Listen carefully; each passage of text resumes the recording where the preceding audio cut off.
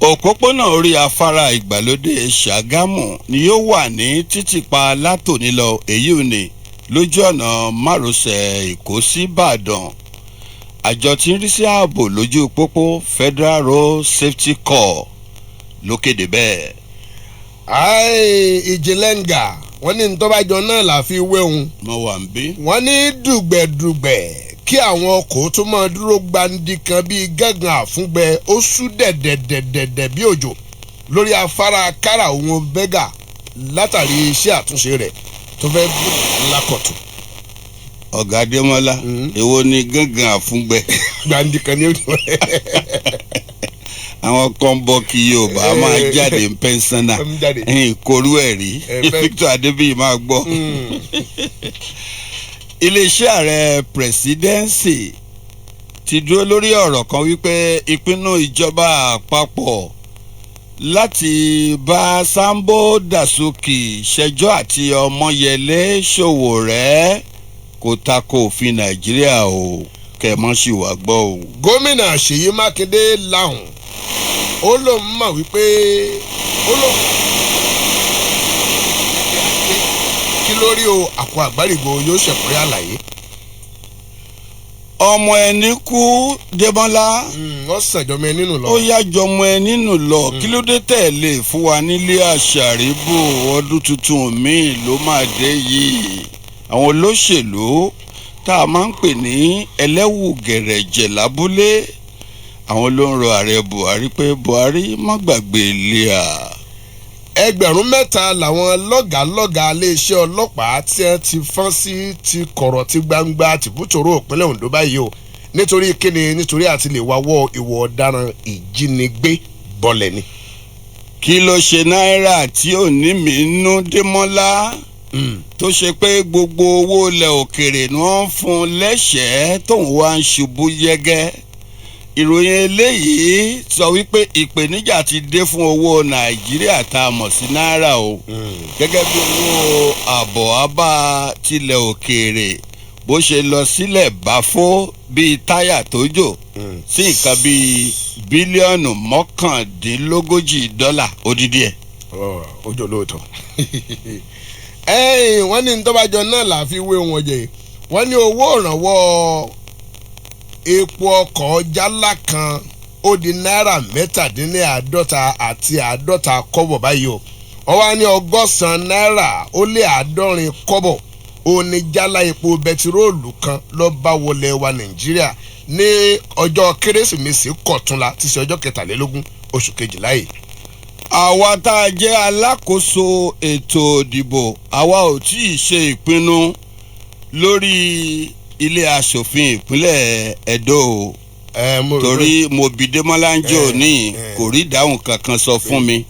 mo ní agbọ́ tàwọn tí ń dìbò tá a pè wọ́n ní dìbòdìbò a sì gbọ́ àwọn tí jíbò tá a lè pè ní jíbòjíbò a sì gbọ́ ti àwọn tó ṣe wípé wọ́n ń ṣàbò níbò tá a lè pè ní ṣàbòṣàbò ṣùgbọ́n àti ìmọ̀ ìtumọ̀ tá a fún àwọn foreign observers. Démọ́lá kíni. àwọn òwòye ìbò látòkèèrè ọyọ ọ̀rọ̀ lùbábù àyà. mọ̀ra ọmọ. ọ̀dà lágbo òṣèlú náà láwà yìí PDP ẹgbẹ́ ọlọ́bùrẹ́là wọ́n ti sí wọn gbẹ́rẹ́ ìpàkọ́ wípé àwọn ò ní pẹ́ mọ́ tóun ìbẹ̀rẹ̀ sí ní wá ẹni tí ó gbé àpótí dupò ààrẹ lórúkọ ẹgbẹ́ ọ̀hún lọ́dún 2023. lámì ìtọ́ o Victor Adébíyì o ó yẹ ká lè ṣàmúlò eléyìí ní ìpínlẹ̀ Ọ̀yọ́. ìjọba ìpínlẹ̀ Kánò ti fi òfin de àṣà pé kí ọkùnrin àtobìnrin kó máa lẹ̀ mọ́ra wọn pẹ́kípẹ́kí lórí ọ̀kadà tàbí tricycle. ọ̀pá ìlẹ́rìn ìyẹn ló kù ẹ̀yẹ tó kò bọ́ bọ̀. Démọ́lá mò ń bọ̀. àwọn obìnrin ti ń dọ́gbọ́n sí kò yẹ ọ́ jẹ́ kọ́kọ́ sọ̀nà wọ́n máa lè dì mọ́ mi nínú ọdún dáradára tí ọ̀rá sọ́ngbági dáradára tí ọ̀rá bàtà lálẹ́ sí lọ́yẹ́ ẹgbẹ̀rún dọ̀bálẹ̀ sọ gbèsè oṣù máa lọ Démọ́lá òsùn. ààrẹ Buhari ti ké sí wa o ó ní ká fi gbòòrò òfin gbé ẹgbẹ́ ká fi gbòòrò òfin ẹgbẹ́ ká ẹgbẹ́ Adams Oshiomhole àtàwọn kan gómìnà Obaseki lọ́bọ̀rọ̀ lójú. ìjọba ìpínlẹ̀ Èkìtì ti mú àgbéga débà àwọn ọba aláyé 16 kódà wọ́n tún fún àwọn àdúgbò 5 kan ní òmìnira láti dádúró láláìrọ̀gbọ̀kú lára ẹnikẹ́ni. a ní sanwó oṣù kejìlá fáwọn olùkọ́ fásitì là ń gbọ́ tẹ́lẹ̀ látọ̀dọ̀ ìjọba àpapọ̀ ṣùgbọ́n ó sanwó oṣù ọ̀hún o kí ló wá mújọba àpapọ̀ pòǹdà bí ọ̀pàpà pàǹdà. kókó àkùkọ àgbárígo tí ọwọ́ mi tẹ̀ báyìí Démọ́lá máa gbọ́ wọ́n ní Shina Pella òun ni wọ́n ti ṣe àpèjúwe báyìí bíi aṣíwájú nínú gbogbo àwọn aṣòfin ìpínlẹ̀ Ọ̀yọ́ lọ́dún 2019 wọ́n ní òun ni èrìgì tá a mọ̀ ká tó meyín ọ̀kánkán èyí ọ̀kánkán tá a mọ̀ ká tó mà kòkòrò kí baba kọ́ máa jẹ́ baba ni. kágbó ṣe mọ̀ jágbà. èèbà. iléeṣẹ́ aṣọ́bodè ilẹ̀ yìí ti ń gbọ́n tìbútòrò òpópónà Èkó sílùú Abẹ́òkúta yẹ́bẹ́yẹ́bẹ́ ọ̀ndọ̀dẹ ó sì ń tọ́ obé kíni obé ìrẹsì tó bá gbọ́nà àlùmọ̀kọ́rẹ́ wọlé. láti ọ̀dọ̀ tèmi fúnra mi yàtọ̀ sí Démọ́lá Adéníyì èmi ní kókó ìmọ̀ràn kan ní àárọ̀ tòní kí ló dálé lórí Victor Adébíyì nígbà tí àkókò bá tó máa fi tó yí létí manakocha palaroba abracadabra.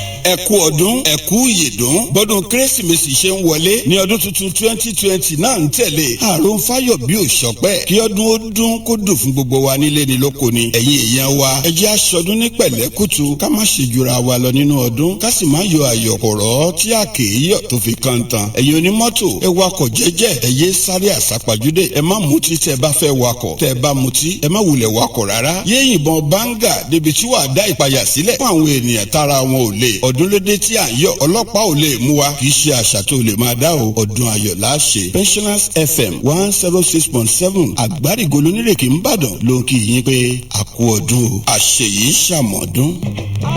ọdún ìyá yàbọ̀.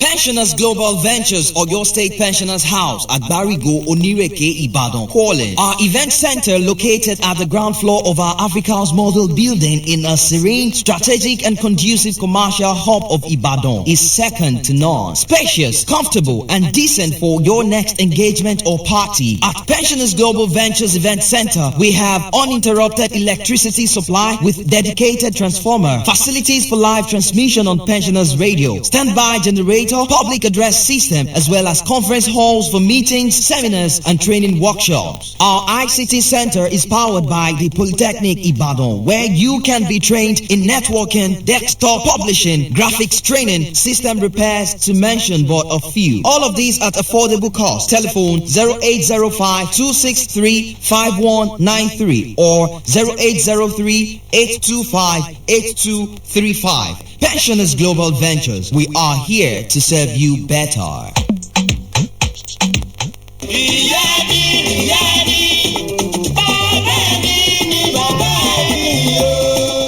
àgbà kò sẹ́ni tí ò ní kàn. ara ń tà wáyé wá sẹ́nu ni. ṣùgbọ́n bẹ́ẹ̀ bá wa ṣe gbogbo làálàá kókó jájà lé ayé ìgbà ọ̀dọ́. sótú ayé kó fẹ́ gbẹ̀lagbà ara lálàsẹ́ ni. ẹ tọ́jú àwọn àgbàlagbà.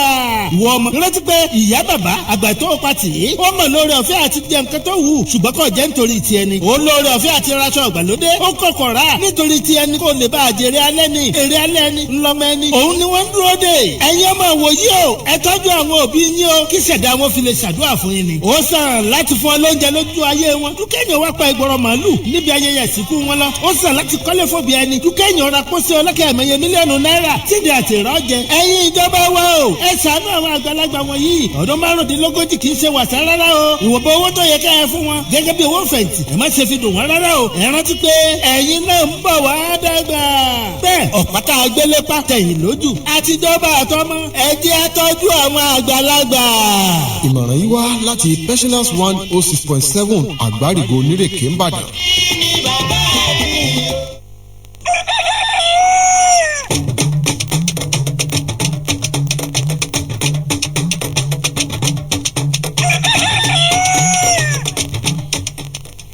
tó àkùkọ àgbárígo kékeré nké iná ló ń kọ láàárọ̀ tòní Démọ́lá o mò ń jẹ́. ǹjẹ́ o mọ̀ pé ẹ̀ṣẹ̀ ló ń bá àárín ènìyàn àti Ọlọ́run jẹ́ ohun òríra náà ni ẹ̀ṣẹ̀ jẹ́ níwájú Ọlọ́run Olódùmarè báwa. ọjọ́ wo ló fẹ́ fi ẹ̀ṣẹ̀ sílẹ̀ ìwọ tó ń gbọ́ mi ṣé o mọ̀ pé kò dáa kí ẹ̀ṣẹ̀ fi ọ́ sílẹ̀ ni Dèmó ọkùnrin tàbí obìnrin tí ẹ̀ṣẹ̀ bá fi sílẹ̀ Démọ́lá kí ló túmọ̀ sí ohun tó túmọ̀ sí náà ni pé onítọ̀hún ó ti ṣaláìsí nù ànífọjọ́ ọlọ́jọ́ lọ ọ̀rọ̀ nù o kẹjá àdìjọ gbé yẹ̀wò láàárọ̀ tòní jáwọ́ nínú ẹ̀ṣẹ̀ irọ́ pípa èké ṣíṣe ìwà ìkà agbèrè panṣágà ọ̀tẹ̀ dídì gbígbẹ̀nì lẹ́sẹ̀ àti bẹ́ẹ̀ bẹ́ẹ̀ lọ Ọlọ́run yóò ràn wá lọ́wọ́. àmì bá a ti ń parí ọdún yìí wẹ́rẹ́ ẹ̀yin èèyàn wa tẹ́ ń láǹfààní àti darapọ̀ pẹ̀lú wa ẹ pàdé wa lórí Facebook ojú ìwé gangan ẹ lọ sí Pensioners FM 106.7 ní Facebook Pensioners FM 106.7. bákan náà ẹ̀yin tí ẹ jẹ́ pé ẹ̀ ń gbọ́ wa láti àwọn ìlú òkèrè a wà lórí agbègbè ayélujára tá a mọ̀ sí wẹ́bsáìtì wa tí àwọn olóyìnbó ń pè ní www táwọn ń pè ní wí mẹ́ta ẹ pàdé wa ní pensioners1067fm.com pensioners1067fm.com ẹni ń wí lẹ́ẹ̀kan sí kọ́ pensioners1067fm.com ní kẹ́ ẹ ti pàdé wa lórí agbègbè ayélujára mo rò pé bá gbìnàyà náà kò léèwọ̀. tó ṣe gbàgbé wípé Victor Adébíyì bá a mẹ̀tọ́ bá a mòye bá a mọ̀ròyìn ó wà níkàlẹ̀ bàbá ẹ kí àwọn èèyàn wa ká tó máa tẹ̀síwájú lẹ́ẹ̀kan sí. a kí wa nílé lẹ́ẹ̀kan sí pé ọdún tí à ń ṣe lọ́wọ́ yìí á fún wa ní ẹ̀rí tí ó dájú á sì fún wa ní oore ọ̀fẹ́ láti fi ìṣẹ́gun ṣe èrè jẹ nínú ọdún tuntun. àṣẹ o Démọ́lá ṣé kí n bẹ̀rẹ̀ láti ìpínlẹ̀ Ọ̀yọ́ náà ni Yorùbá lẹ́jọ́ nú Yorùbá bọ̀ wọ́n ní tí ọ̀rẹ́ méjì bá wọnú ilé lọ tí wọ́n wá jáde tí ojú wọn kọ́rẹ́ lọ́wọ́ a sì jẹ́ pé òótọ́ ọ̀rọ̀ ni wọ́n bára wọn sọ nù ilé. ṣùgbọ́n tí ọ̀rẹ́ méjì bá wọlé tí àwọn méjèèjì sì rẹ́rìn jáde a sì jẹ́ pé wọ́n tanra wọn nínú ọ̀rọ̀ tí wọ́n wọlé lọ́rẹ́ bára wọn sọ ni. gómìnà ìpínlẹ̀ Ọ̀yọ́ onímọ̀ ẹ̀rọ Ṣèyí Mákindé ti kéde rẹ̀ wípé òun ò ní bẹ́sùbẹ̀gbà láti gbágùn gbogbo òkúta ìdènà tó bá fẹ́ dí òun lọ́nà nínú akitiyan òun ìlàkàkà láti ṣiṣẹ́ sìnlú nípínlẹ̀ Ọ̀yọ́ kúrò lọ́nà òun o nítorí ìtàkùn tó bá ní kéré ó má wọdò tòun tẹ̀rín ló ń lọ o. gómìnà Ṣèyí Mákindé ẹni tó bó ọ̀rọ̀ ọ̀hún lójú tòró nígbà tó ń sọ̀rọ̀ níbi àkànṣe ìsìn ìdúpẹ́ tí wọ́n fi sàmì ayẹyẹ ọjọ́ bíi ọdún 52 rẹ̀ lókè pẹ̀ 52 ṣàlàyé síwájú pé ìjọba òun yóò máa jàjàgbára fún gbogbo aráàlú tí wọ́n fi ìbò gbé òun wọlé ni o.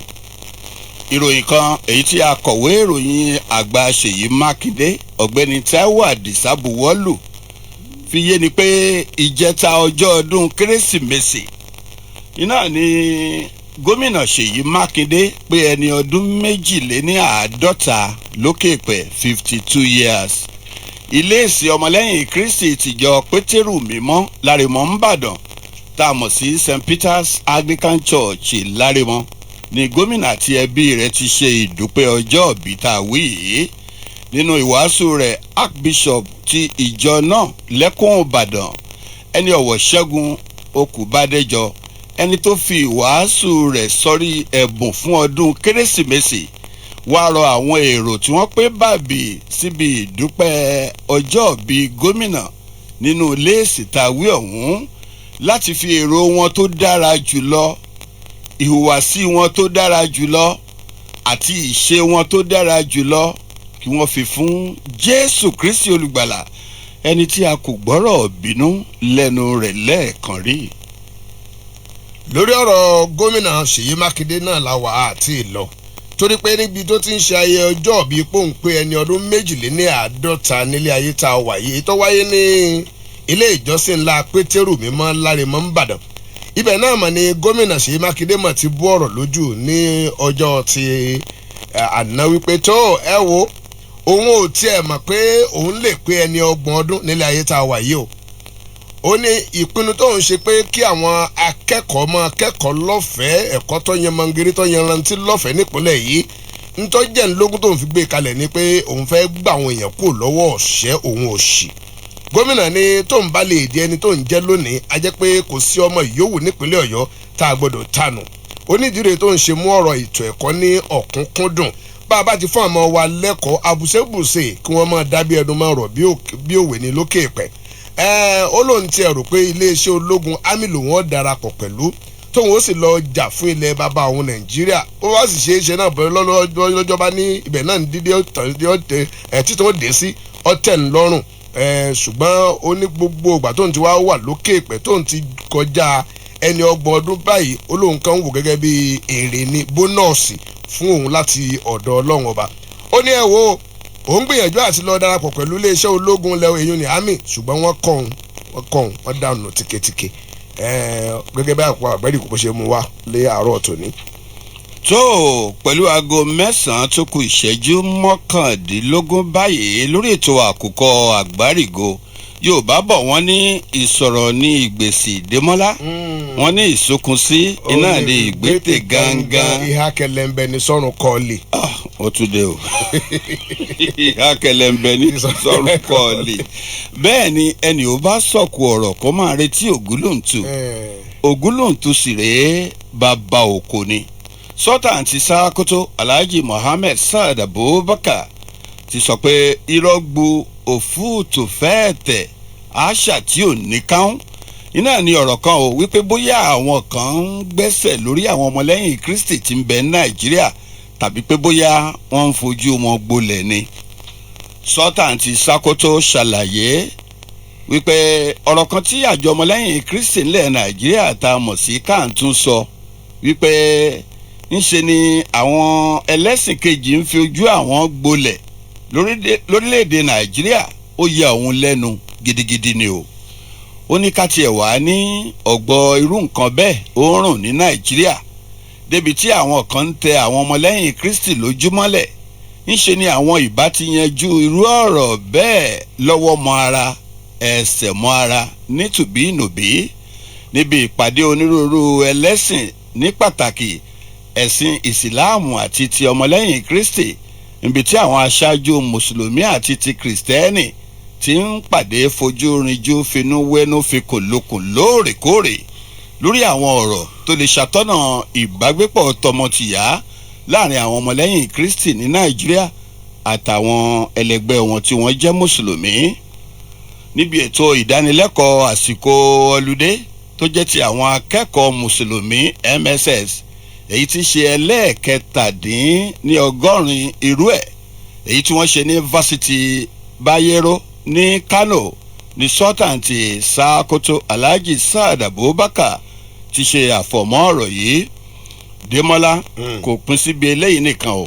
Sultan ti Sákótó Alhaji Saad Abubakar wá pa obì yọ àbìdún ọ̀rọ̀ rẹ̀ wípé ọ̀pọ̀lọpọ̀ ìwà ìkà bíi ìṣekúpani tí wọ́n fẹ̀sùn kàn pé àwọn Fúlàní adamàálù ni wọ́n wà nídìí wọn lórílẹ̀‐èdè Nàìjíríà ní Sultan tí wàá ṣàlàyé báyìí pé kò wáyé láti pàṣẹ ìyapa ẹ̀sìn o nítorí pé kì í ṣe gbogbo Fúlàní gan tá à ń wí ni wọ́n jẹ́ mùsùlùmí. tó ẹ jẹ́ kí n tara ṣàṣà jẹ́ṣẹ́ ààrẹ wa Muhammadu Buhari fún ọmọ bíbí ilẹ̀ Burkina Faso. ààrẹ wa Muhammadu Buhari ti mú dá ìjọba àti àwọn ènìyàn ilẹ̀ Burkina Faso lójú wípé gbágbágbá nílẹ̀ Nàìjíríà ń bẹ lẹ́yìn wọn pàápàá jùlọ látàrí àwọn onísùmọ̀mí tí wọ́n digun kọlu ilẹ̀ náà lẹ́nu ọjọ́ mẹ́ta yìí nínú èyí tí wọ́n ti dẹ́mi èèyàn 35 légbodò onító bó ti ń lọ lọ́wọ́lọ́wọ́ kí wọ́n mọ̀ pé tí wọ́n bá wẹ̀yìn wọ́n rí ilẹ̀ wa Nàìjíríà nígbà tí ààrẹ wa ń sọ̀rọ̀ lórí ìkọlù náà tó wáyé ní ọjọ́ Ìṣẹ́gun ní ìlú Abinda ní apá àríwá orílẹ̀-èdè Burkina Faso náà ààrẹ Buhari ó ní ọba nínú jẹ́ wípé àwọn obìnrin tí ọ̀mọ́wọ́ mẹsẹ̀ tí wọ́n jẹ́ abilékọ 21 ní ọba ìṣẹ̀lẹ̀ náà rìn bẹ́ẹ̀ sì ni àwọn tó digun kọlù wọn ó ní ẹ mọ̀jà pọ̀n ló kọ̀ mí ẹ̀jẹ̀ á pò wọ́n ní ojo bẹ́ẹ̀ sì ni gbogbo ẹnikẹ́ni tó bá ń gbọ́rọ̀ náà ó yẹ kó mọ ẹbẹnu àtẹ́lù wọn káàkiri orígun mẹ́rẹ̀ẹ̀rin àgbálá ayé ni. ààrẹ Buhari lòun rántí ìpàdé tóun ṣe ní òpin ọ̀sẹ̀ tí òun àti ààrẹ ilẹ̀ Burkina Faso Roch Marc Christian Kabore tẹ́lẹ̀ jọ pàdé níbi ìpàdé àjọ àwọn orílẹ̀-èdè tí ń ṣe àṣepọ̀ nípa ti ètò ọrọ̀ ajé ní apá ìwọ̀ oòrùn ilẹ̀ Áfíríkà tá a mọ̀ sí ECOWAS oníbẹ̀ náà méjèèjì jọ pinnu pé àwọn ó ṣe ìpàdé ńlá kan nínú ọdún tuntun tí ń bọ̀ yìí láti wo ọ̀rọ̀ ètò ààbò àti ọ̀rọ̀ ti ọrọ̀ ajé ọlọ́wọ́ adùnni púpọ̀ jù wípé wọ́n ní láti dẹ́mi àwọn aráàlú tí ọ̀mọ́wọ́ mẹsẹ̀ pẹ̀lú ìwà sùmọ̀mí gbégbé ọwọ́ ẹni tó òun dúpẹ́ lọ́wọ́ àwọn ọmọ ogun ilẹ̀ Burkina Faso tá a mọ̀ sí Burkinabe troops fún takuntakun tí wọ́n ṣe gẹ́gẹ́ bí akin. alàgbà Victor Adébíyì gómìnà ìpínlẹ̀ Ọ̀yọ́ ẹnjìníà Ṣèyí Mákindé wọ́n ti ṣe ìdúpẹ́ ọjọ́ bíi ọdún 52 wọn pẹ̀lú àwọn mọ̀lẹ́bí àti àwọn ṣàǹkóṣàǹkó tí wọ́n jọ ń ṣiṣẹ́ ìtukọ̀ ìṣèjọba ìpínlẹ̀ Ọ̀yọ́ ni gómìnà bá sọ̀rọ̀ wọ́n sì pa á lówe wípé ìtàkùn tó ní kí erin ó má wọ̀dọ̀ tòun tẹ̀rín ló ń lọ o lórí ìṣèjọba nípínlẹ̀ Ọ̀yọ́ ẹnikẹ́ni tí ó bá fẹ́ dí òun lọ́nà òun yóò tì sẹ́gbẹ̀ẹ́ kan ni o ó wá fẹ́ èbó kan Victor Adébíyì ó ní breaking toes I will not mind to break toes. No mashing on toes. kí ni eléyìí túmọ̀ sí kí lẹ rí sí sà. yóò fọmọ ẹsẹ̀ nù. ṣùgbọ́n a gbọ́dọ̀ kà pé èmi ò ní bẹ́sùbẹ̀gbà láti fọ́ ọmọ ẹsẹ̀ tó bá dí gàgà ọjọ́. ó ṣetán láti fọ́ ike imú anybody ó wá ṣetán láti di lọ́nà ló ń sọ yẹn. mo rí àṣẹni tí irú ọ̀rọ̀ tí ó sọ ṣáájú lẹ́ẹ̀kan gbà tẹ́ ń yànnàná ìròyìn yẹn wípé ó sọ pé òun pé ọmọ 30 ọdún òun wá kúrò l30 ọdún òun wá tẹ̀síwájú òun wá di 50 ó tún wá kúrò ní 50 ó tún wá fi 2 lé ó dẹ̀ ṣẹ̀ṣẹ̀ túnbọ̀ ń ka sí ni ọlọ́run á dẹ̀ túnbọ̀ máa bá a fún ní ẹ̀mí gúngùn. àmín àmín. so tí èèyàn tó bá ní ẹ̀mí ọpẹ́ báyẹn tó dẹ̀ tún sọ ní àárín ọ̀sẹ̀ ó ní ọmọ ìyá oníbúrẹ́dì lòun ipò òun ti ta búrẹ́dì ní ìgboro ìlú yìí. àmọ́ tí Victor tàdàgbà. ọlọ́run tí wàá fèmí lórí ọ̀fẹ́ mú escape ẹ̀ mú escape ẹ̀. obì ni ìyá Adémọ́lá ń tà ẹ̀kọ́ ni ìyá tí a ń tà. so but come to look at it a rí i pé òun a rí ẹ̀mí ìrẹ̀lẹ̀ yẹn ní ìgbésí ayé ẹ̀ ibi tí ọlátọ́lọ́run wá fún mo sọ ṣáájú lẹ́ẹ̀kan gbà tí a ń jẹ̀wọ́ ọ̀rọ̀ ìròyìn mo sọ pé nǹkan tí èèyàn fi ń lẹ́nu akin ọlọ́run ti fún ó ní ọrọ̀ ó ní owó I mean this somebody to declare in excess of ṣe 40 billion. bẹ́ẹ̀ni over 40 billion. so almost ó mì pé ọjọ́ orí ẹ̀ bóyá 48 tàbí 47 ni ó mì pé ọjọ́ orí ẹ̀ a lè fi 1 billion ká fi dógo ẹ̀ níbi tí Ọlọ́run ràn lọ́wọ́ dé. láìta kókó rẹ̀. yẹ bẹ́ẹ̀ ni torí pé ibi tí Ọ̀yọ́ state délé ni budget Ọ̀yọ́ state lọ́dún yìí is 213 àbí 213 kọ́ 213 billion. so tí gọ́vnà wọn bá lòun ní almost 20% of nǹkan tí gbogbo ìlú lòun fẹ́ máa mílé lórí tí ò bá lè call bluff ẹni tó bá ní báwo ni tiẹ̀ ṣe jẹ́ pé òun ò ní jẹ́ kíjọba ẹ̀ tẹ̀síwájú. ọmọ ìlú wo ni kọ́ọ̀lù bluff yẹn ni kẹ́ ẹ sọ. tí ò bá ní lè gbá èké mu ẹni tí. tí ò bá lè fọ́ tí ò bá lè fọ́ èké mu ẹni tó bá ní kó má lo àlùyọ kó má jẹ́ ìbùkún fún àwọn ará stéètì yìí ó wá kù sí òun fúnra ẹ̀ lọ́wọ́ torí pé kò ní ìdí àti mú páànù pò ń fẹ́ tọrọ ẹ̀bà àbí tọrọ omi ọbẹ̀ lọ́wọ́ anybody. àbíkọ́lọ́ wọn máa tọ́ ọgbọ́n wọn máa tọ́ bọ ọ̀rọ̀ ìlú. in fact irú òun yìí tó bá tọwọ́ bọ ọ̀rọ̀ ìlú ìdájọ́ irú èèyàn bẹ́ẹ̀ ẹsẹ̀ kan lẹ́ẹ̀kan so kọ́ ceiling fan kan fi sí number 1 ó kọ̀ra máa yí. torí pé mo ní ìrètí pé irú òun yìí kò ní ṣe bẹ́ẹ̀. ọlọ́run ti ṣògo tẹ́lẹ̀ ọlọ́run ti in fact omi ti wà lámù mo gbà ládùúrà kó máa gbọ́ nǹkan tá à ń sọ yìí sódà lẹ́yìn ọdún mẹ́rin èní. bí ọba gbọ́ Táíwò Àdìsá ń gbọ́ CPS. so irú àwọn èèyàn bẹ́ẹ̀ ó ká change mọ́ wọn lọ́wọ́ irú oore ọ̀fẹ́ téèyàn ní tí wọ́n bá fẹ́ ṣèjọba ìlú nìyẹn.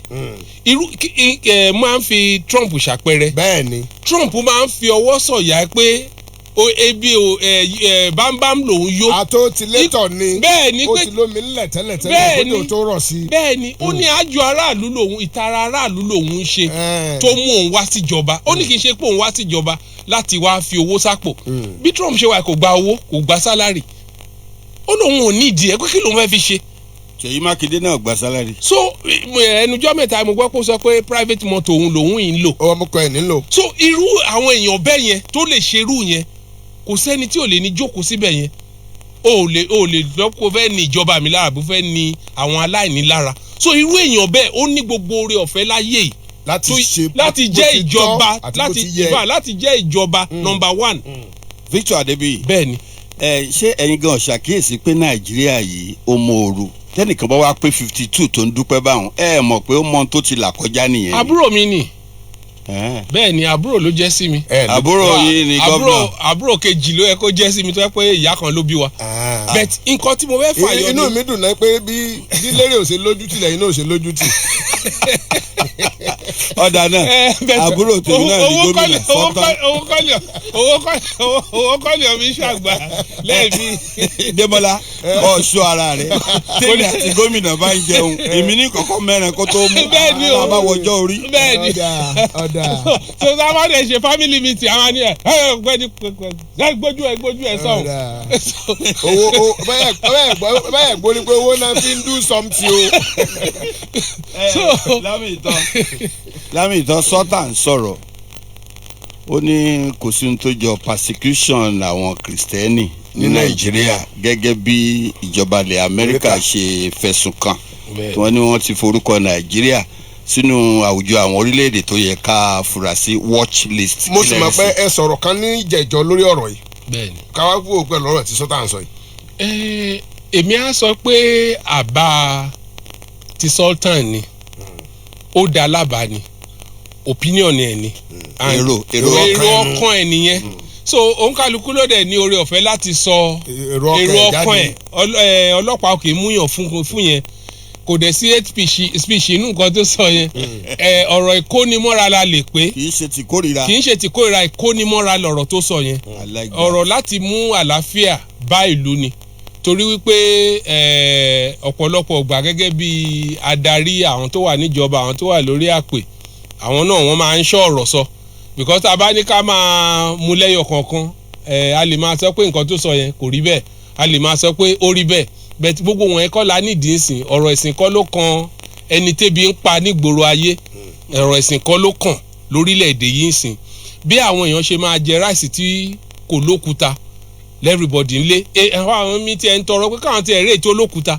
táwọn á lọ máa ṣa òkúta lóẹ̀ lọ́ máa ṣa òkúta ẹnìjọ́ mẹ́ta ni mo ń kọ́ ìyàwó mi bí wọ́n ṣe ń bá a ṣe ń ṣe in the 70s wípé ó ní bí wọ́n ṣe ń ṣe ó lè jẹ ráìsì in the 70s láì má fààyè èyí tó máa lọ sínú gọ́tà sílẹ̀ kò òun láti wà generous tó bá fẹ́ jẹ ráìsì ńgbà yẹn so àkókò yẹn la tún padà sí i mo dẹ̀ mọ̀ tó wá pẹ́ tá a ti ń sẹ́ tá a ti ń jọ tó bá yá because lẹ́yìn yẹn ìgbà tó máa tún ra àwọn míì èyí tó wá rà yìí in fact kò ní òkúta ẹyọ kan yet ìrẹsì ìbílẹ̀ náà ni so mo believe pé tó bá pẹ́ tá a ti ń yí mọ́ra á di òun lọ́jọ́ kan so irú nǹkan tí Sultan sọ wọ̀nyẹn ọ̀rọ̀ ká kó gbogbo èèyàn mọ́ra ló fi sọ but a mọ̀ pé tá a bá dà á lẹ̀ ká tún ṣà ó kù díẹ̀ káàtó ní àwọn ibì kan torí pé ìlú bíi ti Sultan gan because mo gbé ní gbogbo bẹ̀ wọ̀nyẹn rí níwọ̀nba mo dẹ̀ gbé lókè ọ̀yà rí so tẹ́ bá lọ bẹ̀ wọ̀nyẹn àwọn ibì kan wà tó bá ta fèlèfèlè ìfà ẹ̀rọ àbá pé sọ́mọ Nàìjíríà ní mí ni ẹ pé ẹ dé Sokoto rí ẹ wọ Sokoto ní Sokoto. so but ní all the same a láti ní ìbọ̀wọ̀ fún ara wa irú Amẹ́ríkà náà tó sọ̀rọ̀ àwọn ló mọ nǹkan tí wọ́n rí tí wọ́n fi mú irú ọ̀rọ̀ bẹ́ẹ̀ jáde ìgbà tí wọ́n sọ ó yà mí lẹ́nu wípé Amẹ́ríkà ń wo religious intolerance ní Nàìjíríà wípé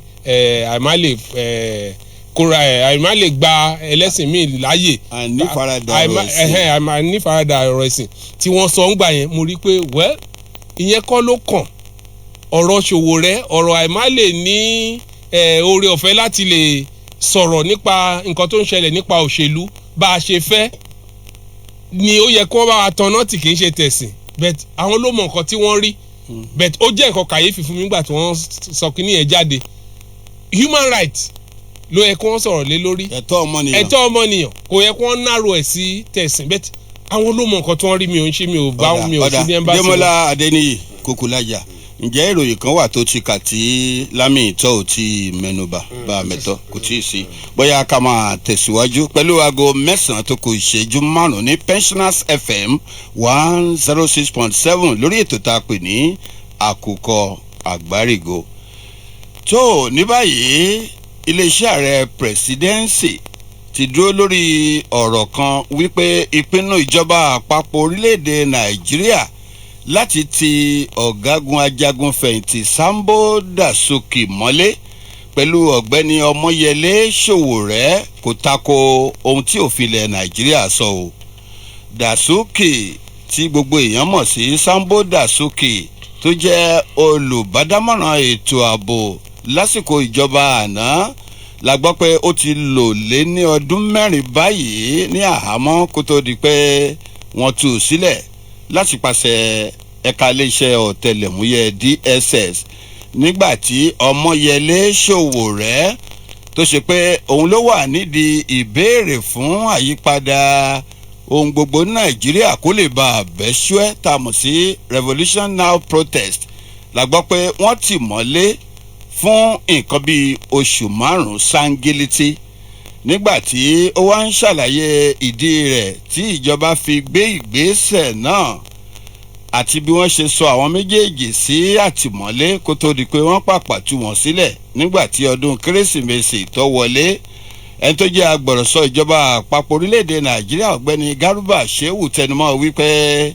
ní gbogbo ìgbà ní ìjọba Muhammadu Buhari máa ń tẹ̀lé àṣẹ ilé ẹjọ́ o àmọ́ ṣá ó wáá ṣe àfọ̀mọ́ ọ̀rọ̀ kan wípé Dasuki àti Sowore ni wọ́n fi sí àhámọ́ fúngbà pípẹ́ nítorí ìmọ̀ràn tí mínísítà ètò ìdájọ́ àti adájọ́ àgbà orílẹ̀-èdè Nàìjíríà tamọ̀ sí AGF alàgbà Abubakar Malami gba Buhari ni o.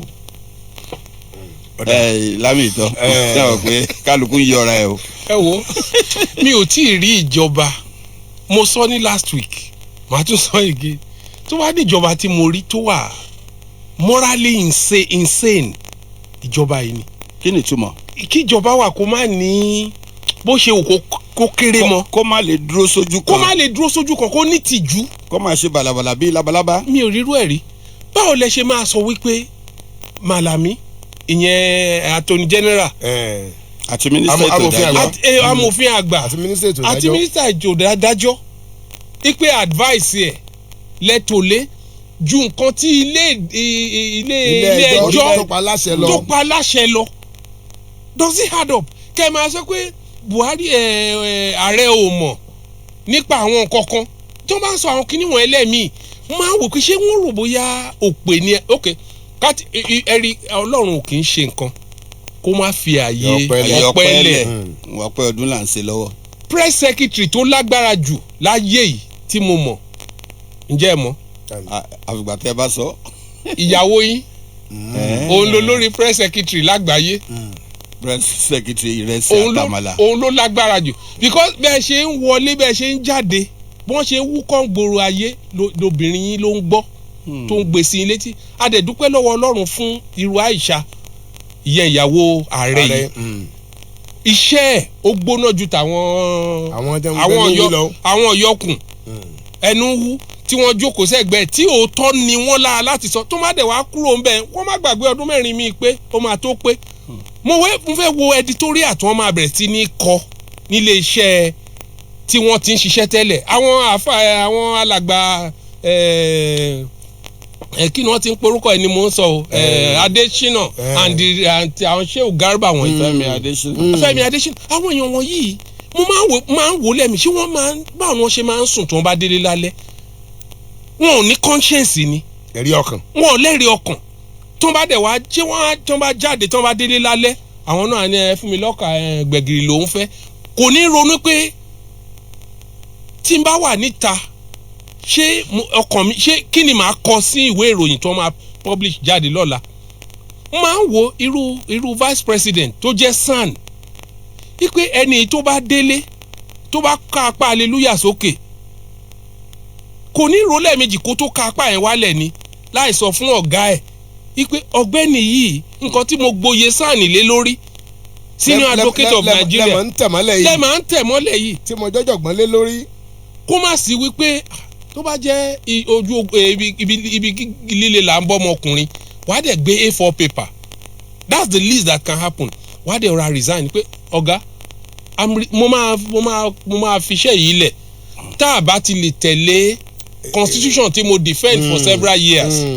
àwọn èsè aráàlú èbó. àwọn èsè aráàlú èbó. ẹ̀bẹ̀ mo bọ̀ sà tí a bá ṣaráàlú èbó. ọ̀nà jẹ́ni. níbi tí àwọn yẹn tí Ọlọ́run ràn wọ́n dé. ìyàwó mẹ́ta. nípa sísọ wípé òun jẹ́ olùṣọ́ àgùntàn òun jẹ́ SAN òun jẹ́ ẹni tí irú àwọn tá à ń wò gẹ́gẹ́ bí àwòkọ́ṣe it's disappointing ó bani nínú jẹ́ because ọ̀rọ̀ yìí á láti sọ̀rọ̀ síbi tí ọ̀rọ̀ wà káàtì ẹ̀ gbà pé ọ̀gá ológun Muhammadu Buhari pé kò mọ nǹkan tí constitution sọ ní ìpele ní line by line ni pé bọ́n ṣe gbé kalẹ̀ ní àgbàlagbà ni wọ́n àárín yẹn ó rú wọn lójú fine but ẹni tó jẹ́ ẹni tí amòfin àgbà tó ẹ́ pé òun gan president Nàìjíríà yìí tọ́ sí kó má lè sọ aṣáàmọ́ pé 1983 84 85 gbogbo àti àfi títí mọ́ 86 7 àti títí dìsín tá a fi ń pàtẹ́wọ́ fún bàbá pé anti corruption wọ́n gbóná kíníkan kíníkan àmọ́ pé ní gbogbo ìgbà yẹn vice ẹ̀ igbákejì ẹ̀ Túndé Ìdí Àgbọn ó ní ipa òun gangan ló ń ṣe àwọn iṣẹ́ yẹn ń gbà yẹn ló ń ṣe tó pọ̀ jù nú ẹ̀ nǹkan tí bàbá ranjú mọ́ òun ni gbógun ti ìwà àjẹbánu. ká sì wá kí Buhari nígbà yẹn o. bẹ́ẹ̀ni. ó fún Túndé Ìdí Àgbọn láàyè. ní free hand. ọ̀pọ̀lọpọ̀ àwọn. níwà ìgbà yẹn dẹ̀ ni ẹ má gbàgbé pé abẹ́ kakí ni wọ́n wà stop gbólóhùn kan Ìdí Àgbọn láti kára dúró nítorí pé senior ẹ̀ ni.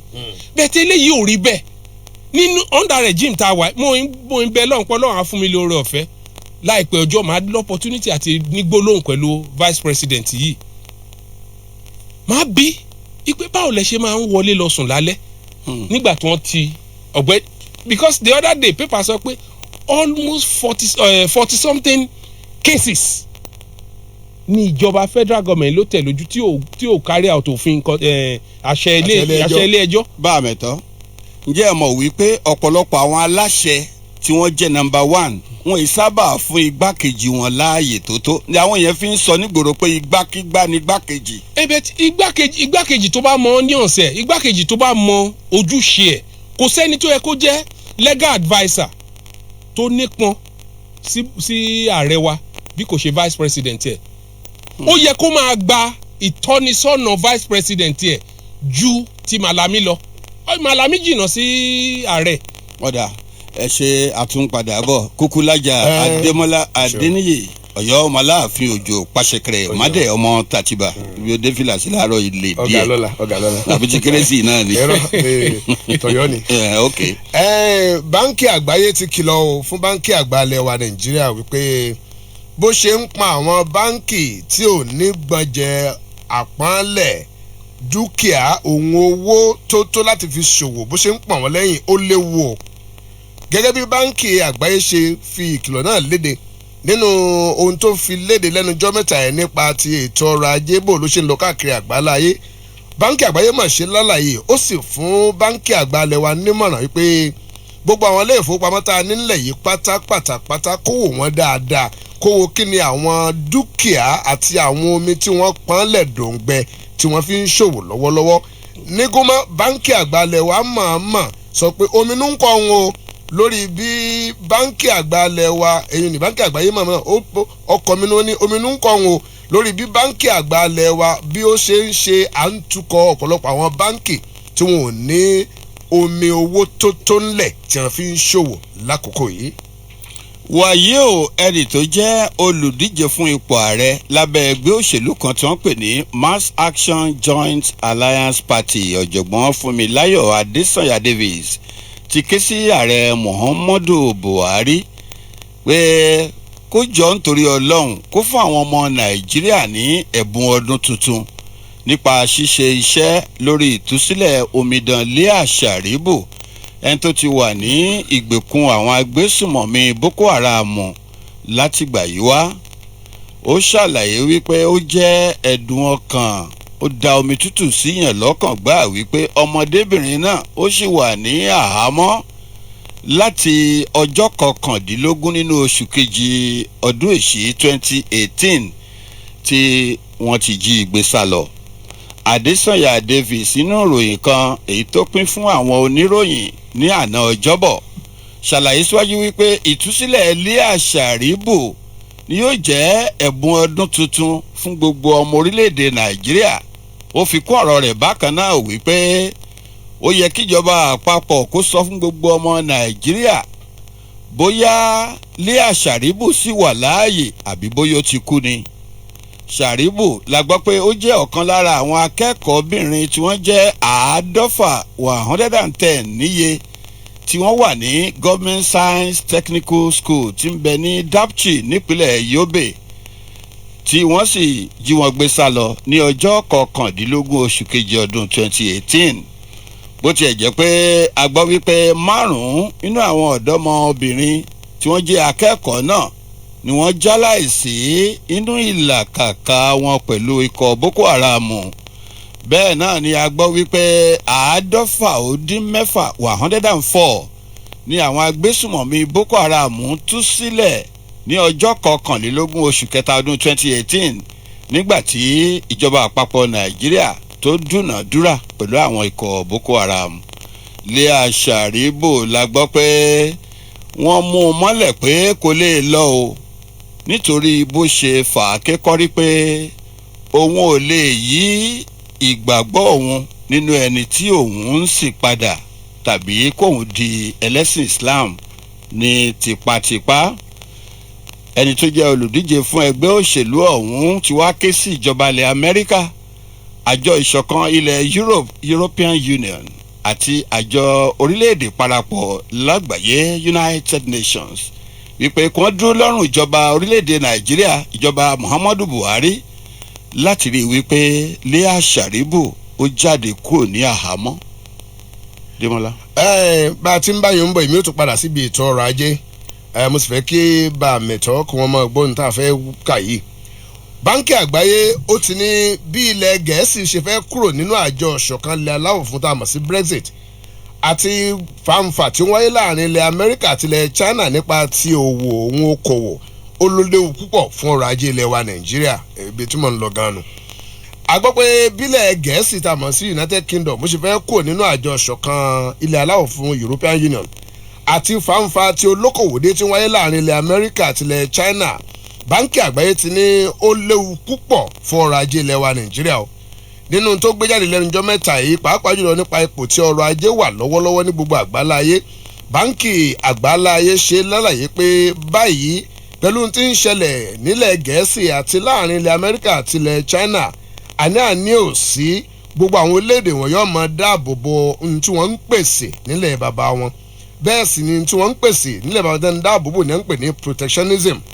Báńkì àgbáláyé wa tọ́ka sí wípé bí ohun tá à ń pè ní protectionism tó bá ń wáyé tí wọ́n bá ń dáàbò bo ohun tí wọ́n ń pèsè ńlẹ̀ kálukú wọn ó ní ìtumọ̀ rẹ̀ náà ni pé tó kò ní jẹ́ kí wọ́n máa béèrè fún tílẹ̀ wa Nàìjíríà ń pèsè lẹ́yìn odi mọ́ o bẹ́ẹ̀ sì ni iye àwọn tí ó sọpọ́n fẹ́ kówó wá sílẹ̀ wa máa dókòwò wọ́n ní wọn ó túbọ̀ dínkù síwájú àti síwájú sí i ibẹ̀ náà lójú ewé kan náà ni mọ̀mọ́dá kan ọmọlérè ṣọ́ ara ẹ̀ kó tó dé fìlà àbètí ajá bàbá lérè o àwọn tó wà Facebook wọ́n ti ń fi ẹ́ pa. ọba rí bákan náà wọ́n ní owó ìrànwọ́ bá mẹ́tọ́ ẹ̀ mọ́ bóyá náà wọ́n ní owó ìrànwọ́ bẹtiró wọ́n ló ti di náírà mẹ́tàdínláàádọ́ta 47 naira ó tún lé àádọ́ta kọ́bọ̀ 50 kọ́bọ̀ ní jálá kan wọ́n ní owó tí wọ́n fi ń ṣe ìrànwọ́ fún epo ọkọ̀ tá à ń lò tá a mọ̀ sí bẹtiró wọ́n ní báyìí ó ti di náírà mẹ́tàdínláàádọ́ta àti àádọ́ta kọ́bọ̀ 47.5 naira ní jálá kan per litre wọ́n ní bẹ́ẹ̀ sì ni báyìí bá a ti ń sọ̀rọ̀ lọ́wọ́lọ́wọ́ báyìí wọ́n ní iye tí epo ọkọ̀ tó bá wọlé wa Nàìjíríà ní ọjọ́ 23 oṣù kejìlá wọn ló jẹ́ 100 náírà ó lé nǹkan bíi náírà ó lé nǹkan bíi kọ́bọ̀ 180 180 naira 0.78 wọ́n ní bákan náà lọ́wọ́lọ́wọ́ báyìí wọ́n ní àgbá epo kan tí wọ́n ń tà lọ́jà àgbáláyé pàápàá jùlọ epo tí wọ́n ń pè ní Brent tí wọ́n fi ń ṣòde wọn tilẹ̀ wa wọ́n ní wọ́n ń ta àgbá epo kan báyìí ní $17.50 ó lé sẹ́ǹtì $16.86 $67.86 per barrel bẹ́ẹ̀ sì ni ó fi nǹkan bíi sẹ́ǹtì owó ilẹ̀ Amẹ́ríkà kéékèèké $16.50 lé sókè ṣùgbọ́n kókó ìròyìn ibẹ̀ náà ni pé wọ́n ní owó ìrànlọ́wọ́ tá a fi ran bẹtiró lọ́wọ́ wọ́n ní ọmọ mi tún ń ga òkè sí ni o bá a mẹ́tọ́ ọ̀rọ̀ rẹ o.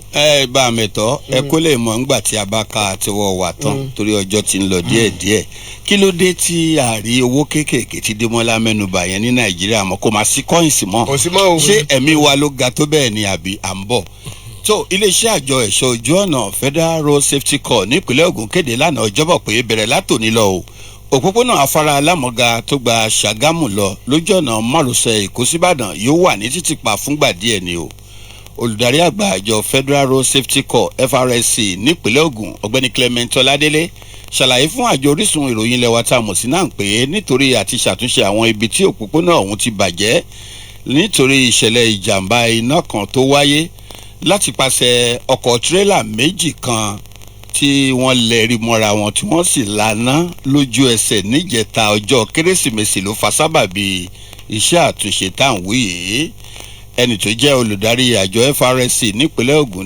nílùú Ọ̀tà nípínlẹ̀ Ògùn ní ìṣẹ̀lẹ̀ ọ̀hún ti wáyé níjẹta ọjọ́ ọdún Kérésìmesì àjọ Orísun ìròyìn ilẹ̀ wa náà ń jẹ́ ká mọ̀ bákan náà pé àwọn ọkọ̀ tírélà tó gbé epo tó kún rẹ́rẹ́ tí gbogbo epo tí wọ́n gbé sí tó nǹkan bíi 23 lítà àti ìkíní àti ìkejì ni wọ́n ṣàdédé lẹ́rí mọ́ra wọn ńgbà tí eré ti pọ̀ lápọ̀jù tí àwọn méjèèjì sì lànà nítorí epo dùgbẹ̀dùgbẹ̀ tí kálukú gbé sẹ́yìn gẹ́gẹ́ bá a ṣe gbọ́ eré àsápajúdé ọ̀hún ló fa ìjàmbá náà tó sì jẹ́ pé ṣe ni iná sọ lójú ẹsẹ̀ olùdarí àgbà àjọ FRSC ti wá ṣe lálàyé bákan náà pé àwọn ti ránṣẹ́ sí àwọn onímọ̀ ẹ̀rọ ìyẹn engineer láti iléeṣẹ́ òde lábẹ́ àṣẹ ìjọba àpapọ̀ láti wá gbé gègé lé ibi tí òpópónà ọ̀hún bàjẹ́ dé àti pé ìdí rèé o tí yóò fi wà ní títìpa àgàgà abala tó lọ sí ìlú Ṣàgámù kan lè bá àráàyè ṣe iṣẹ́ náà bẹ̀rẹ̀ látòní lọ. ọ̀rọ̀ rẹ̀ ẹ jẹ́ kí n mú láti ẹ jọ̀ọ́ ẹ jẹ́ sáré mú eléyìí ẹ má bínú sá ọkùnrin ọmọlẹ̀ Gẹ̀ẹ́sì kan Gabriel Diya tóun ti àwọn ọmọ rẹ̀ méjì ọmọkùnrin kan àtọmọbìnrin kan la gbọ́ pé wọ́n ti rí sínú báwo balùwẹ̀ ìgbàlódé tá a mọ̀ sí swimming pool tí wọ́n sì kú a gbọ́ pé báwo balùwẹ̀ ìgbàlódé swimming pool tàwí ọ̀hún ń bẹ ní Costa del Sol àti pé ọjọ́ Kérésìmesì kù ọ̀la Christmas Eve iná ni ó wáyé gẹ́gẹ́ bí iléeṣẹ́ ọlọ́pàá ilẹ̀ Spain ṣe ta ìròyìn ọ̀hún ní àtagbà sí gbogbo àgbáyé ọkùnrin ọ̀hún tí ṣe olùṣọ́ àgùntàn ìjọ ìràpadà ti Ọlọ́run tá a mọ̀ sí RCCG ẹni ọdún 52 ọmọ rẹ̀ obìnrin torúkọ rẹ̀ ń jẹ́ Comfort ọmọ ọdún 9 tiẹ̀ àti dáódù rẹ̀ Praise Emmanuel ọmọkùnrin ọmọ ọdún 16 la gbọ́ pé wọ́n kú sínú báwo balùwẹ̀ ìgbàlódé swimming pool tàwé ọ̀hún nílé ìgbafẹ́ Club La Costa World nítòsí Fuengirola. Iléeṣẹ́ ọlọ́pàá ti wá sọ pé àti bàbá àtọmọ rẹ̀ ọkùnrin ni àwọn méjèèjì ń tiraka làkàkà gbìdánwò láti jù bàlàbàlà dóòlà ọmọbìnrin kan fọ́ tó ṣàdédé lọ sísàlẹ̀ omi tán sì rí i pé kó gbórí sókè mọ́ ibi tí bàbá àtọmọ rẹ̀ ọkùnrin tí wọ́n ti ń jìjàgùdù láti rí i pé ọmọ wọn obìnrin kò kú làwọn mẹ́tẹ̀ẹ̀ta bá kú sínú omi. What a tragedy. It is. Kó ló ń ṣàánú wa. Tá a bá kó gbogbo ẹ̀ papọ̀ gbogbo ẹ̀ ó tọ́ka sí orílẹ̀-èdè wa tí ò dúró re ni torí pé lọ́nà wo. tẹ́ bá wo èyí tẹ́ kà kẹ́yìn ó jẹ́ pé London ni England ni pastor ẹ̀ ti ń ṣiṣẹ́ ó wá lọ ṣọlidé ní Spain. bẹ́ẹ̀ni.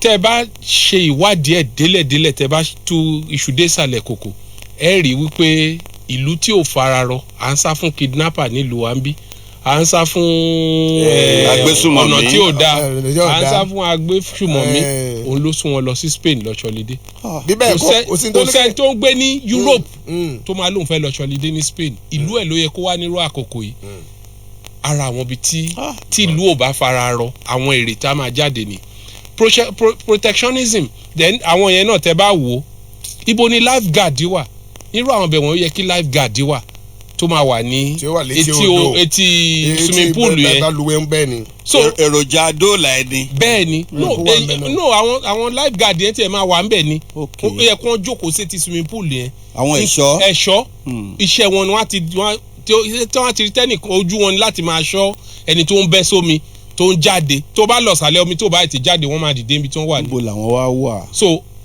that's why lẹ́ẹ̀mí èèyàn lèèyàn á máa jẹ́ bóyá ní Spain ò ní Nàìjíríà ò níbi gbogbo ààyè yẹn ò lè ṣaláì máa ṣílẹ̀ tó lọ́jọ́ bá ti dé kọ́lọ̀ má jẹ́ abọ́lójọ́ lọ́jọ́ lọ. bá a mọ̀ yé ẹ kò mọ̀ nípínlẹ̀ Ògùn ní ọjọ́ kérésì. àwọn táǹkà tó ń. ọkùnrin kan Mutiu ó lu ìyàwó rẹ̀ sí náàbù pa o. bẹ́ẹ̀ni. ó lù bíi kíkú bíi yíyè tó fi wọ̀ kómà. ìgbà tí ẹnìkan pe bàbá ìyàwó pé ó ń ṣẹlẹ̀ o máa bọ̀ o ló bá sá eré tètè ní teko agége ó débi ìṣẹ̀lẹ̀ yìí ó rí i pé ọmọ òun wà lẹ́kọ̀ọ́ lè dìde ló bá du ọmọ náà ó gbé dìgbàdìgbà lọ sílé ìwòsàn níjàyè ìgbà tí wọ́n gbé débẹ̀ dókítà ní oh God ọmọ yìí ti kú kí lè rí sí i. gbogbo ẹ̀ náà ó tún forí sọ ohun tí mo sọ ṣáájú lẹ́ẹ̀kan tẹ́ ẹ bá ṣèwádìí kí ló fa ìkanra ìbínú tí ọkọ máa fi lu ìyàwó ẹ̀ pa. ìlú òdùn náà ni. ìlú òdùn ni. ìlú ọ̀rẹ́ ni. owó láti wà bẹ́ẹ̀. ọ̀rọ̀ owó ni. ó lè jẹ́ ọ̀rọ̀ aṣọ àwọn ọmọ ìyá Síkírù ó pa tọ́kí bó tiẹ̀ jẹ́ adìyẹ níwọ̀nba káwa náà lè jẹ kinní kan gbogbo àwọn nǹkan wọ̀nyẹn ìkanra yẹn àwọn nǹkan táwọn ẹgbẹ́ ọkùnrin bíi tiẹ̀ ń ṣe kọ́ ló ṣe yìí ibi tí wà àwọn nǹkan kéékèèké wọ̀nyẹn tí orílẹ̀-èdè ò bá ti fi ara rọ tí ara bá ní àwọn èèyàn there will be nǹkan tó yìnbọn ń pè ní unguarded aggression inú fùfù èèyàn á máa rú síbi tí kò yẹ kó rú wọn sí tá a bá kúrò lórí ìyẹn tá a bá lọ sí. Victor èmi ṣàkíyèsí o tí n bá wà lójú ọ̀nà kẹsọ̀ bẹ́ẹ̀ni wípé ọ̀pọ̀lọpọ̀ àwọn èèyàn wọn ò jọ̀wọ́ ọkàn wọn sílẹ̀ fún Ọlọ́run yẹn gan ló ń fa ọ̀pọ̀lọpọ̀ nǹkan wọ̀nyí ṣẹ́rí nǹkan mẹ́ta wà sà táwọn èèyàn ò bọ́ nìgéni rẹ̀ nǹkan àkọ́kọ́ ni ìbínú ẹlẹ́ẹ̀kejì ni oorun sísùn ṣé ọmọ ẹlẹ́ẹ̀kẹta oúnjẹ jíjẹ pásítọ̀ mi ó lè bọ́ra alẹ́ tó bá rí àmàlà àjẹbánu bẹ́ẹ̀ ni torí pé ìwà wọ̀bì àwọ̀nbílíkì chief imaamu mi ó lè lé ọmọ kí ó pé ẹ kó ń bẹ jẹun tí ń jẹ bẹ́ẹ̀ ni bẹ́ẹ̀ rí sísà. àwọn kọ̀ọ̀kan wà. kì í ṣe gbogbo ẹ̀ lówó ni mò ń sọ. bẹ́ẹ̀ ni Maslow hierarchy of needs ó ti ṣe lálàyé pé ibi tá a máa gbé ààbò orí wa káríbi forílé tílẹ̀ bá ṣú. bẹ́ẹ̀ni.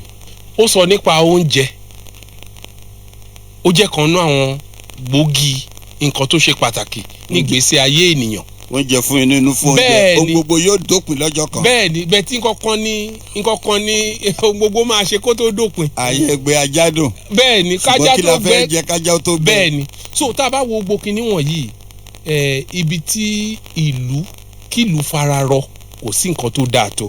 irú nǹkan tí gómìnà Ọ̀yọ́ state tó sọ yẹn wípé òun ò ní lé àwọn tí wọ́n ń ta nǹkan lẹ́bàá títì ní gọ̀rọ̀gọ̀rọ̀ láì ṣe pé òun pèsè ibi tí wọ́n ó dé sí. ìmù Jésù gan sọ ó ní èmi ń lọ láti ṣe kínni láti lọ pèsè àyè sílẹ̀ fún yín. Débọ́lá sọ̀n gbọ́. so ìyẹn wàá túmọ̀ sí. tí ò yẹ kí n ti máa jẹ wọn mọ́.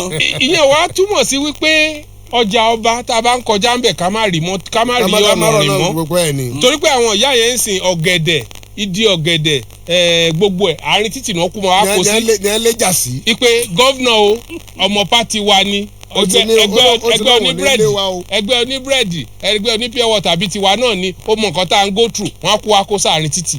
so a ń láti máa wò ó fúnra wa tíjọba bá ń ṣojúṣe àwọn aráàlú náà ká máa ṣe níwọ̀n. obìnrin mi ti ní góòlù ń sìn ọdún tá a ṣe ìbọdún ti parí ọdún Christmas ti lọ́sìn ṣé gbogbo wàhálà tó ń dá obìnrin mi ti kó kúrò nílé ní Christmas tó kọjá yìí sìn. Victor Leah Sharibu wọ́n ní kí wọ́n fi ṣe ẹ̀bùn ọdún tuntun fún wa náà ọkàn túlẹ̀ kí ló tún ṣe ń bẹ̀.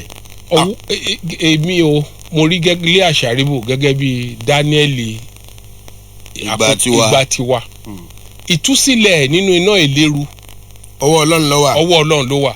ìtúsílẹ̀ lọ́wọ́ Boko Haram ọgbà kìnìún tí ó wà yìí torí pé àwọn Boko Haram tó mú bí kìnìún ni wọ́n rí Ọlọ́run tó tú Daniel sílẹ̀ níjọ́ kìnìún àná òun nìkan ló lè tú sílẹ̀ níbi tó dé. àṣìgbúrò rẹ̀. àgbúrò ẹ̀ so ẹni tó bá ń sọ kí Buhari kó túlẹ̀ kò sí lọ́wọ́ Buhari o. bóyá ààrẹ go gbúrò ẹ̀. ibo ló ti fẹ́ gbúrò ẹ̀. ẹ má sọ pé so nǹkan tí mo mọ̀ ni pé ọwọ́ Ọlọ́run àdúrà. ẹ̀gbọ́n Victor yes sir. ẹ má sọ pé kò sí lọ́wọ́ Buhari àwọn tí wọ́n túlẹ̀ àwọn ọmọ sùkúù Dapchi nípínlẹ̀ Yobe ìjọsí àtúbọ̀tán ìdúnàdúrà pẹ̀lú ìjọba Buhari àtàwọn Boko Haram nínú. ẹgbẹ́ wọn ò negotiate kò sí negotiation kankan tó ń go on lórí Leah Sharibu lọ́ba yìí. ṣé wọn wà lè dúnàdúrà lórí ẹ̀ ni. no ṣebọ́jà tó bá wà mẹ́lẹ̀ ni wọ́n ń dúnàdúrà ẹ̀ I mean contract is about offer and acceptance. irú òsìn kò sí offer láti tí wọ́n jẹ́ ká mọ̀ o a gbọ́ pé offer kankan wà pé Boko Haram sọ pé nǹkan báyìí la fẹ́. àbí wọ́n tiẹ̀ mú fọ́tò rẹ̀ hàn. àbí so wọn o so òun ló jẹ́ kí n sọ pé ọwọ́ Ọlọ́run ló mo mọ̀ pé ní kò sí bí Buhari ṣe lè jórí àwọn tó bó ṣe lè jí pé àkókò ọ̀hún tó bá gbọ́ pé Leah Sharibu pé wà ń bì kan gẹ́gẹ́ bí bàbá òun náà bàbá lòun náà náà a fẹ́ wá bó ṣe lè fi nǹkan táwọn lè ṣe. láti lè dóòlà rẹ̀. bẹ́ẹ̀ ni torí pé blessing ló jẹ́ fóun. níbo ni Leah Sharibu wà. well gẹ́gẹ́ bí nǹkan tá a mọ̀ ìhà Boko Haram ni wọ́n ní ó wà a dẹ̀ mọ̀ pé Air Force wọ́n ń ṣe a lot of bombing all over the place in the past several months nsìn òun ló jẹ́ kí n sọ pé ààbò ẹ̀ ọwọ́ Ọlọ́run ló wà èyí tá a wí yín sìn ó lè jẹ́ bí kan Cameroon nílé ẹnìkan ni wọ́n gbé sí Ọlọ́run lè dáàbò bò lẹ́yìn ọdún kan ọdún méjì kó dáàbò bò. ó lè jẹ́ pé Niger ló wà. wọ́n ti ń pè lábẹ́lẹ̀ àwọn aráàlú tí ń tẹ̀lé wa láti gbà tá a ti bẹ̀rẹ̀. kò sí nǹkan tọ́lọ́run wa ò lè ṣe. 08080101067 08080101067. tàbí 09081111067 09081111067 ẹ̀yin yẹn wá tẹ̀ wà ní ojú agbágbé Facebook àdúpẹ́ Sunny Bíọ́dún Àmọ́ JP ẹni àkú iṣẹ́ àdúpẹ́ Akeem Ọlálẹ́yẹ ẹni àkú ohun sà Felicia Adébáyọ̀ Olúwayẹmísí Fada Ìró Ọláwálé Ismail Mr Vocal Cool ẹ ṣé àdúpẹ́ o ẹnìkan bẹ lójú òkú. ẹ ǹlẹ́ o ẹ káàárọ̀ o ẹ káàárọ̀ o pẹ́ńsọ̀ ta ló ń sọ̀rọ̀ ń bolẹ̀ wá. Ọ̀gbẹ́ni Ọládélé Àkàngbé látàdúgbò Àgógò. ẹ káàbọ̀ sórí ètò bólú àkókò yín fẹ́ kọ sí báyìí. lórí ọ̀rọ̀ ti Leah Sharibu náà làkókò kọ sí. ọ̀yà. kíjọba àpapọ̀ bá wa negotiate Boko Haram ìyá ọgbà àpapọ̀ dá Boko Haram mọ́ kájọ jókòó kan sì bá wa bẹ̀ wọ́n ká tó máa tí ilé àkàndùn máa ń bẹ láyé tàbí kò sí láyé ká bọ́ńgà wọn mọ̀ ká pè wọ́n ká negotiate báyìí pẹ̀lú wọn lábẹ́ ọmọ yẹn tí wọ́n ti gbà sílẹ̀ ká negotiate wọ́n bá gbà tí wọ́n fún wọn ká dákun ká kó jẹ́ gift of the year. ẹ̀bùn ọdún ẹ̀bùn ọdún tí gbogbo nìyẹn ti fàlùwà lórí ọ̀rọ̀ kí ìjọba dìde àdúrà ọlọ́jọ́ kan lórí ọmọ ẹ̀kọ́ tí yìí pọ̀ jù ká gba ọmọ ìsílẹ̀ kò sí tó burú bẹ́ẹ̀ alàgbà Clement Ọládélé ẹ ṣe pọ̀ akẹgbẹ́ ẹ má bínú ẹ jẹ́ adẹ́lòmíì lóhùn ẹ má bínú ká ṣe pápápá ọjọ́ ti lọ sà ẹ má bínú sà ẹ ǹlẹ́ o farabalẹ̀ já ẹ má bínú ẹ ǹlẹ́ o Pensioners FM 106.7 àkùkọ àgbárígò ti kọ kẹ́yìn náà ké àkùkọ tí yín lọ́dọ̀ yín kọ́kọ́ ló kù ẹ ǹlẹ́ o ẹ káàárọ̀ sà ẹ káàárọ̀ mà. ẹ káàárọ̀. ẹjọ́ ta ló ń sọ̀rọ̀ ń bolẹ̀ wá. ni Alhaji Nurudeen Adeleke láti Apẹtẹ. ẹ ń bolẹ̀ àkùkọ yín fẹ́ kọ sí báyìí. kí ẹ fẹ́ kọ lọ òun náà ni kí ẹ kà nínú ìròyìn ní àárọ̀ yìí wípé ní Sokoto ní Kano State wípé ìjọba bẹ̀ wọ́n ṣe òfin wípé kí àwọn ọkùnrin àti obìnrin fọmọlẹ̀ fọmọ ní orí ọ̀kadà. lóòótọ́ ni. láti inú oṣù kínní ọdún tí ń bọ̀ lọ. ni ó ti bẹ̀rẹ̀ pẹ̀lú ògbóntọ́ lọ́wọ́ ọba tó dáa ni. lórí ní àwọ̀tán ní ọ̀dọ̀ wa nídìí níjọ́ kan àwọn kan obìnrin wà láàrin ọkùnrin wà lẹ́yìn rẹ̀ fẹ́ẹ̀ pé bọ́lá ṣe dún kálukú ọ̀tọ̀ọ̀tọ̀ ni. yóò máa lè dì mọ́ ni. ṣùgbọ́n nígbà tí wọ́n dé ilẹ̀ ara rẹ̀ bẹ̀rẹ̀ sí ní ilé pé ọkùnrin sì dàkan sí ara tí ó dé pé ó wá pé tóbìnrin wá jáde náà pé kí ló dé wọ́n tọ́ka rẹ̀ lórí ọ̀kadà tí wọ́n wá di ìta. bàbá orí ọ̀fẹ́ gbà ni. ẹ jẹ́ a sọ pé òjò pa ọkùnrin aṣọ rẹ̀ wá tutù. ìtọ́wọ́ bá ti gáàdì wá ní orí rẹ̀ kì í sọ̀rọ̀ awẹ́ wa. wọ́n máa lè dì mọ́ wọn. ọlọ́run sọ pé látàkùrọ̀ bòsì náà ọlọ́run ìdí bá ṣàánú. má sùn mọ́ ìdí bá ti ṣe sílẹ̀ ni. so tí òfin yẹn náà bá lè wà ní ibi náà kò bá mọ̀ dáa pọ̀ o. so gbóò láti tún àwùjọ ṣe. ọ̀dà òun náà ni kì í ṣe pé ká máa bàjẹ́ ọlọ́run bá yọ wà pẹ̀lú wa. Démọ́lá kò yẹ kó ara tó ti wọ agro. kò yẹ kó gbẹ́ni méjì in the first place. hello. ẹ káàárọ̀ o ara tó ti wọ agro. hello. hello. ẹ káàárọ̀ o. ẹ kú iṣẹ́ o. ẹ ẹ ṣeun. ǹlẹ́ o pẹ́sánà lẹ́wà bàbá pẹ́sánà ẹ ǹlẹ́ ibo làkùkọ yín fẹ́ kọ sí báyìí. Adékọ́lá ni láti sọ mi nìbàdàn.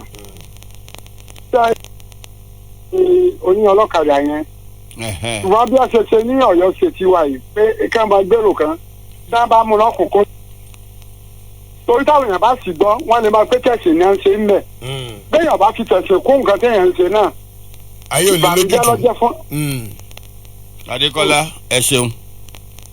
ayé ò lè lójútùú. ẹ má bínú a máa mú mọ́ra wọn náà ni. ẹ bá káwọn ará sọ méèlì ẹ jágbé kan sí ká tó máa lọ ẹ ǹlẹ́ o ó ti dé ẹ ǹlẹ́ o ní ṣókí àti fẹ́ máa dágbére lórí ètò yìí àti padà bọ̀ ẹ káàárọ̀ kí ló kọ yín bolẹ̀ wà. orúkọ mi ni alàgbé yọlọ láti ìlú ọjà aláàfin. Démọ́lá máa dá wọn lóhùn ọyọ Ọlọ́run. ara lè wájà. nǹkan tí mo ní dá sí ni ti ejina sí láti rájọ́ tí wọ́n kọ́ ọjọ́ bí ọlọ́run jẹ́ bàjẹ́ fún àti máa rí ìkòní bàjẹ́ fún yóò ẹ mọ̀ mọ́. àmì ẹ ṣeun sà ẹ tí ẹ fi ti ọmọ Ọ̀yọ́ nìkan ṣe ẹ kí ọmọ Òkè Ògùn náà àdúpẹ́ tó Victor Adébíyì àdúpẹ́ lọ́wọ́ yìí bí ẹ ṣe ń bá wa ṣe kíní tó dẹ̀ ń dùn Ọlọ́run kó máa ṣe àlékún ọpọlọ náà ara yín ò máa lè ní o láṣẹ Ọlọ́run. kì í ṣe bí tọlọ́kadà pẹ̀lú ẹ tó wà lórí. àwọn alágúrò lélẹ́yìn Victor mo sọ àsọtẹ́lẹ̀ 2020 tó ń bọ̀ yìí oore ńlá ń bọ̀ Amen. mi ò mọ ibi tó ti ń bọ̀ ṣùgbọ́n máa tẹ̀yìn lọ́wọ́ Amen. ẹ̀yin tí ẹ wà ń bẹ̀rù tí ẹ̀ ń gbádùn Pensioners FM láṣẹ Ọlọ́run ẹ̀ ní lọ sẹ́yìn iwájú lẹ̀ ẹ̀ máa lọ ẹ̀bùn ọdún Ọlọ́run máa arrange ẹ̀ fún yín Démọ́lá. tó lágbára Ọlọ́run ọba bí a bá tún pàdé lọ́sẹ̀ tí ń bọ̀ Ọlọ́run ọba yóò jẹ́ ká pàdé ayọ̀ Àmín. láti múra ọdún tuntun yóò bá aláyọ̀ àtàláfíà Àmín. lórúkọ èmi àti èmi náà mo kí ẹ̀kọ́ àtàrọ̀. wa kí alàkẹ́ o lérè ṣítúrè níwájú yín ilé tọ́ba mi kọ́ tí ò ṣe é fọ̀tẹ̀tù Ọlọ́run ọba ló ń fún wa ṣe ẹ̀ ṣe ẹ̀kọ́ àtàrọ̀.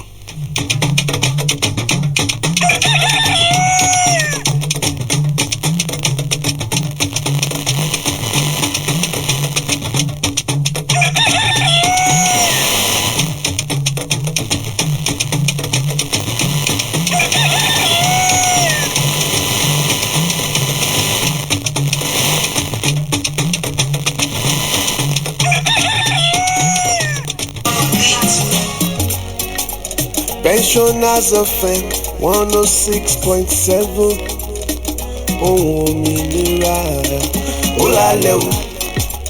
Pensioners FM 106.7 àgbàlódé ó lálẹ́ wò.